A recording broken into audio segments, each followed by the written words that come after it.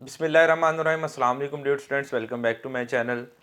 जी students, next जो हमारा आज का टॉपिक होगा that is about dark reaction.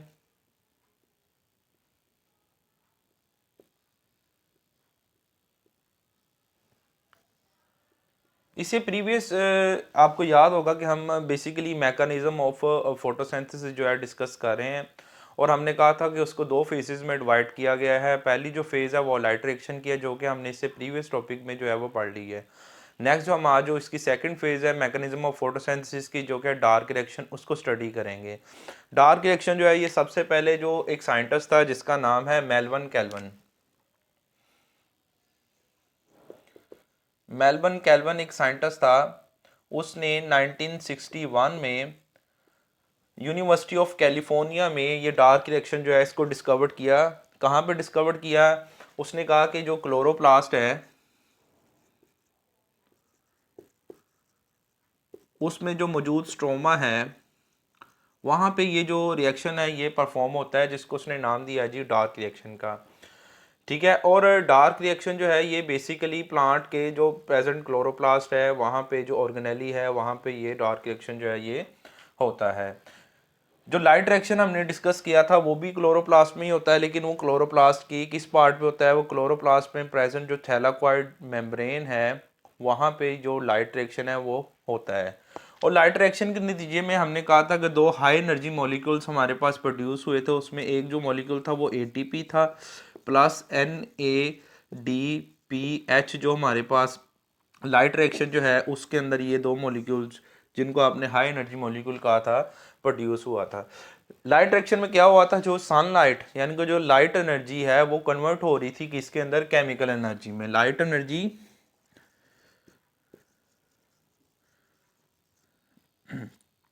किस में कन्वर्ट हो रही? ये जो केमिकल एनर्जी है।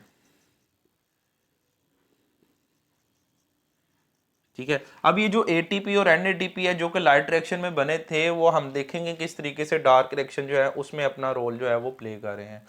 ये साइड पे मैंने जो है वो डार्क रिएक्शन जो है ड्रॉ किया हुआ है। ये स्ट्रोमा के अंदर होता है। होता क्या है इस रिएक्शन में? इसको हम कैल्विन साइकिल भी बोलते हैं, मेल्विन कैल्विन साइकिल।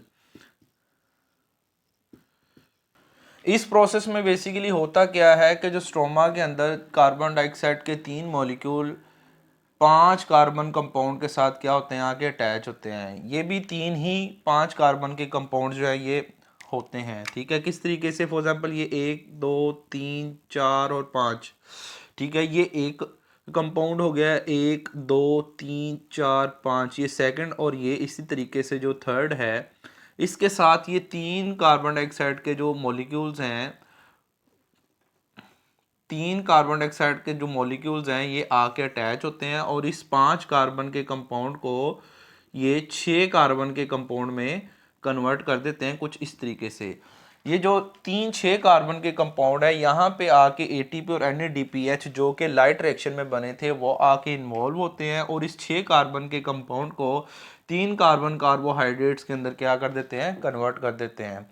इन 2-3 कार्बन कार्बोहाइड्रेट के जो कंपाउंड है उनमें कन्वर्ट करने के बाद एक कार्बन कार्बोहाइड्रेट जो है ये ग्लूकोज को बनाता है, जबकि सेकंड जो कार्बन कार्बोहाइड्रेट है ये आगे इस प्रोसेस की रिजोनेशन में चला जाता है, यानी कि अगेन वो जाके 5 कार्बन का कंपाउंड बनाएगा जो कि अगेन कार्बन डाइऑक्साइड के साथ अटैच होके इस प्रोसेस को रिन्यू करेंगे, अगेन इस प्रोसेस को जो है वो बनाएंगे।